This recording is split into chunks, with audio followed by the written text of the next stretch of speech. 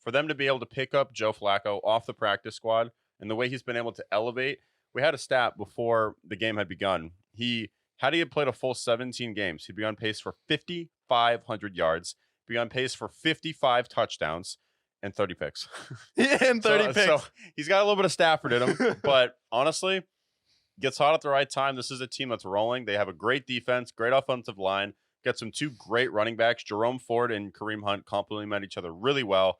And then obviously you got the Myles Garretts, the Denzel Wards of the team, Grant Delpit, Juan Thornhill as well. That team is loaded front to back. And this Browns team, like, you want to talk about a team with a bit of an underdog story that I think everyone's on board for? It's the Browns right now. Yeah, it's definitely the Cleveland Browns, and then I put them as the number one team, and I put them over the Ravens for the past few weeks just because of that underdog mentality, and the Ravens have been really good, but the Browns have been equally as impressive. They have the two best defenses in the league, and now the Ravens may have the potential MVP on their team in Lamar Jackson, and the Browns feel like, hey, if we called up Joey Flacco earlier this season and he had a full training camp and he had a full time to get prepped and initiate in the system and he had a full season of play and games under him, we may think Joe Flacco could be the MVP this year, especially with how mediocre the quarterback play has been this season. Like, even with 30 interceptions, like, well, he did throw for 55 touchdowns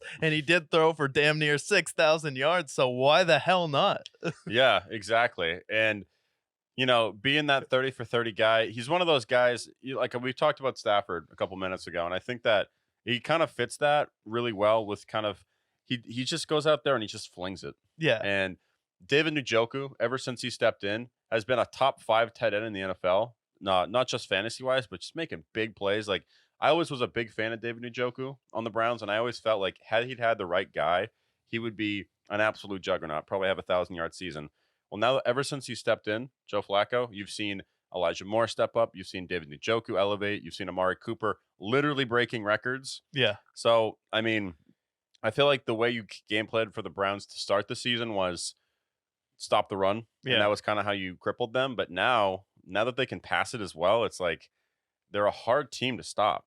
Yeah, and it's like for the Browns, they're a team that don't mind getting some like a turnover or two, especially from Joe Flacco when the quarterback play was so pathetic for that defense. If I'm Myles Garrett, I'm like, I don't mind if you turn the ball over because our defense can be so dominant, especially in January and February when we're going to be playing these playoff matchups. So it's something where it's like, well, our defense is so good. If he turns the ball over once or twice, it's not going to outweigh his 300 passing yards, 3 to 4 touchdowns here, and then we're also going to be able to run the ball and play keep away. So it's pretty much a perfect team at this point, and he does have that experience in the playoffs. So